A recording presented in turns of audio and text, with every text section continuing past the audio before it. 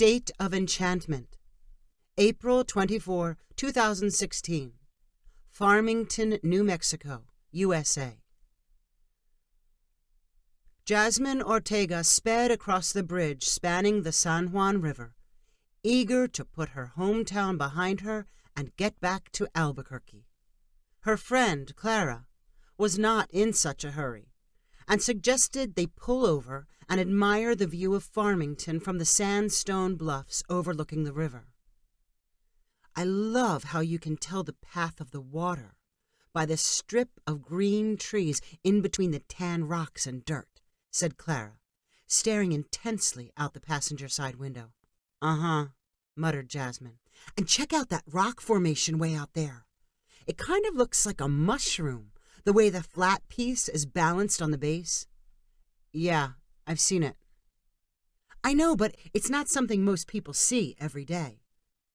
"That doesn't automatically make it amazing." "I know, but maybe we can stop for just a second so I can get a shot. I'll use my telephoto lens."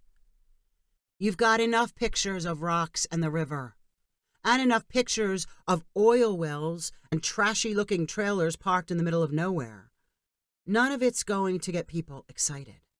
"Oh, I don't know," said Clara. "I think it's kind of raw. Farmington is a real working town with character, you know? It's not glamorous, but it's sincere." "Sincere," repeated Jasmine with a sarcastic laugh. "You sound like you're talking up some guy you feel sorry for. It's like you're trying to convince me to date him because you're not really interested." Clara replied with her own laugh. "Hey, I'm just trying to give Farmington a chance, even if you won't." "You can give it as many chances as you want, but I can't see a picture of Farmington winning anything." Jasmine and Clara met and became friends because they were both majoring in photography at the University of New Mexico in Albuquerque. As third-year students, they were taking the most notoriously difficult class in their program, photographic field study. All of their assignments involved going into the community and finding interesting subjects. During every class lecture, their professor told them she was looking for photos that were evocative. "I want to feel something. I want an emotional connection to your image," the professor continually repeated. Halfway through the semester, the professor decided to change up the final project because of a statewide photo contest being sponsored by the New Mexico Museum of Art. The contest's theme was State of Enchantment, which was a riff on New Mexico's nickname as the Land of Enchantment. Every student in the photographic field study class had to submit one photo to the contest in the Young Artist category. The Young Artist winner would receive a paid internship with an art magazine. And even if they did not win, any kind of contest recognition virtually guaranteed a student an A for the class. Jasmine and Clara had already spent a lot of time exploring Albuquerque with their cameras. When they learned about the contest, they decided to venture out a little farther, hoping to capture places no one else in their class would find. They agreed to spend a weekend in each of their hometowns: Farmington, where Jasmine grew up, and Santa Fe, where Clara had spent most of her teenage years. Clara had never been to Farmington, and she pressed hard for it to be the first weekend destination. Jasmine promised it would be disappointing, but as a budding artist, she agreed to keep her mind slightly opened to any surprises. "Wait, this isn't the same way we came when we drove up from Albuquerque," said Clara, trying to get her bearings when the weekend was over and they were leaving Farmington. "We're taking a shortcut. It'll cut off 15 minutes from the trip," replied Jasmine. "This is the less scenic way, isn't it?" said Clara suspiciously. "Well, maybe. It's mostly wasteland. But you haven't seen it before, so that's good, right? And we'll drive past some farms you might like." Almost immediately after they had climbed up to the flat plateau above Farmington, the scenery on both sides of the road turned from an arid gray into green. Fresh shoots of corn and soybeans grew from soil being irrigated by sprinklers rotating around massive circles. "Whoa! What's this?" asked Clara. "A big irrigation project by the Navajo tribe. They get the water from the river." "Let's stop and look at the sprinklers." "They're the same sprinklers used all over the place. They aren't that interesting." "At least slow down," insisted Clara. She pulled out her camera and rolled down her window. She took rapid-fire shots of the bursts of spray creating rainbows in the sunlight. 5 miles from Farmington, the road split, and Jasmine turned on her blinker to turn left. A sign next to the road pointed straight ahead and read, "Bedtime Badlands." "Bedtime Badlands? Now that sounds interesting," said Clara. "It's not. Just more rocks." "How far is it?" "It's out of the way." "By how much?" "Like 30 minutes. Maybe more. Let's just go back to Albuquerque." "No. Please, let's go to the Badlands. I didn't make you stop at the sprinklers, and I promise when we go to Santa Fe, we'll do anything you want." Jasmine moaned, but she drove straight instead of turning left. "You better get out your phone and look at a map," she said to Clara. "The turnoff to this place is hard to find, and I haven't been here for a while." Clara pulled up a map and tracked their progress as they left behind the irrigated fields. The scenery around the highway quickly changed into lifeless hills of brown and gray clay. Rock pillars randomly grew from the ground, looking like stalagmites on the floor of a cave. "Told you there was nothing out here," said Jasmine. "I think it's cool," replied Clara. "The turn's coming up on the left." Jasmine complained about ruining her little sedan when she reached the rough gravel road which intersected the paved highway. Clara encouraged her by looking at her phone and repeating, "Only a little farther." The road ended at an empty dirt parking lot. Clara grabbed her camera and jumped from the car. Jasmine reluctantly followed her toward an opening in a barbed wire fence that marked the boundary of the Bedtime wilderness area. "You're not bringing your camera?" asked Clara.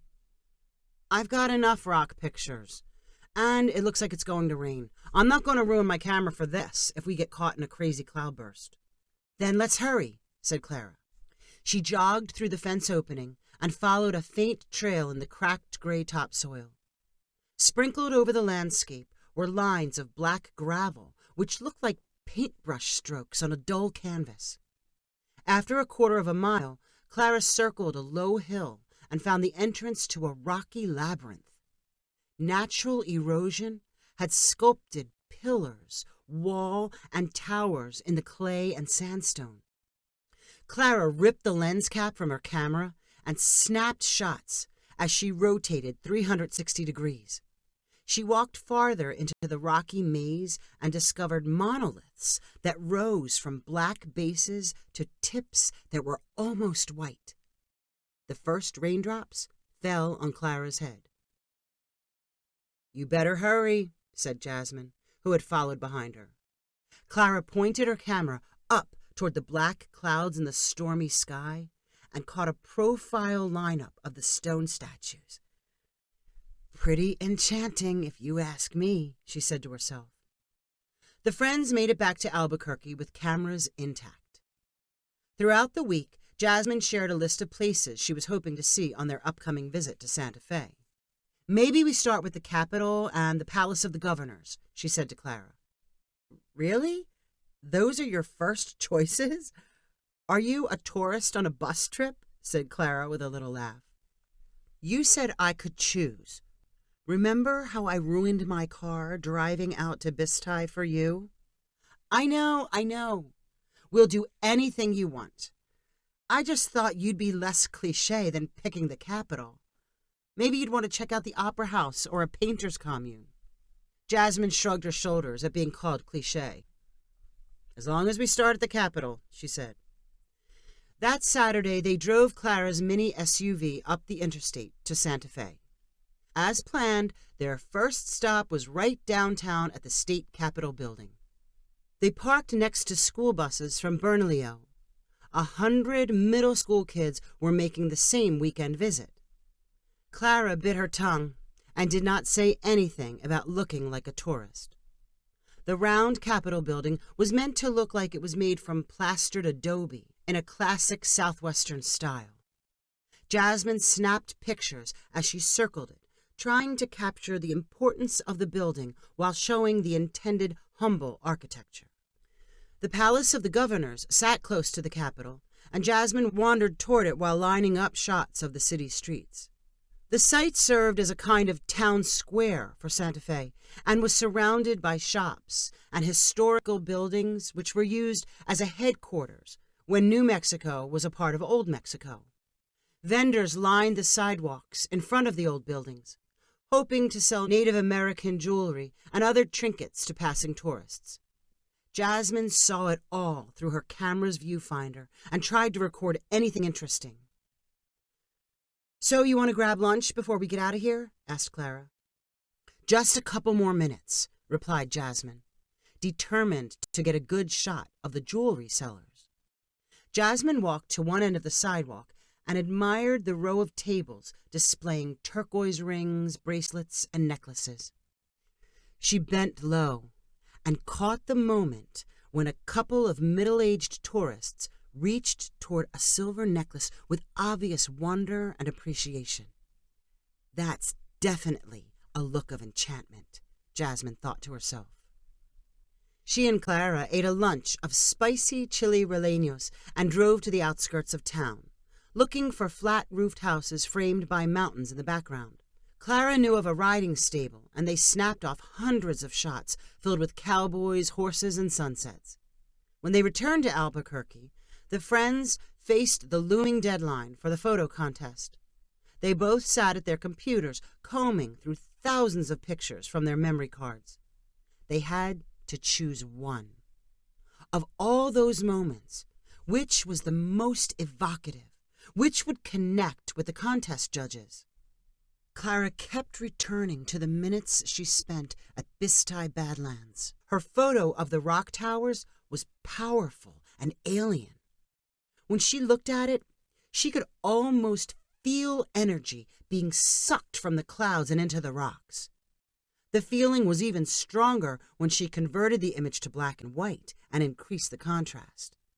She captioned the picture, "Magic in the Stones," and uploaded it to the contest website. "Even if I visited that place 1,000,000 times, I would still think it was amazing," Clara concluded to reassure herself about her choice. The highlights on Jasmine's computer came from the beginning of her Santa Fe trip. She narrowed her choices down to 20 pictures and then to 5. One of those 5 was her shot of the tourists and jewelry vendors. With a little editing, she made the colors of the Native American dresses and turquoise stones pop on the computer screen. She knew that was the one. She captioned it, "Wonder for Sale," and hit the submit button. "There's a reason people visit that spot," said Jasmine. "Sometimes the most amazing places aren't undiscovered." "So, what did you go with?" Clara asked her friend the next day. "I'm not going to say until the contest is over," Jasmine replied.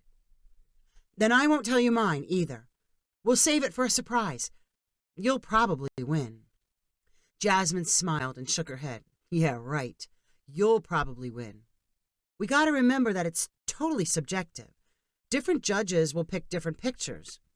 There's no such thing as the best one." "Yeah, I know. But you'll still probably win," replied Jasmine with the same smile. 4 days later, their photography professor started her lecture with a surprise. She had been one of the judges for the State of Enchantment contest, and she was going to reveal the winner right there in front of the class. "I'm proud to say that someone from our class actually won the Young Artist category and will get the internship," announced the professor. She projected a picture onto the wall, showing a yucca plant lit by the setting sun and growing in a gravel-covered yard on an ordinary street. A group of kids rode their bikes in the background. Clara admitted to herself that the picture was pretty simple, but charming. "I guess I like it," she whispered to Jasmine. "That place looks familiar," Jasmine whispered back. "This shot was taken by our own Solomon Redhouse," continued the professor. "Congratulations, strong work. I also want to show a couple more pictures from the honorable mention group." Clara's tower picture flashed on the wall, followed by the photo of jewelry sellers by Jasmine. The girls looked at each other in happy surprise. "I can't believe you went with the rock picture," said Jasmine. "I can't believe you went with your tourist picture," replied Clara. "The Palace of the Governors? I never would have thought that would get the judge's attention." "I guess you stop appreciating a place once you've seen it enough times," Jasmine concluded. After class, they walked together back to their apartments. On their way past one of the intersecting streets, Jasmine stopped and pointed. "Look at that yucca, past the sign. That's the exact spot where Solomon took the winning shot." Clara stared and then shook her head. "And we walk by it every day. I wonder where Solomon lives." "Probably not around here," Clara said with a little sigh. If you enjoyed this story, please rank it on the website 500ironicstories.com. Please subscribe on the website to get weekly updates as new stories are posted. And please share with friends using the convenient links available.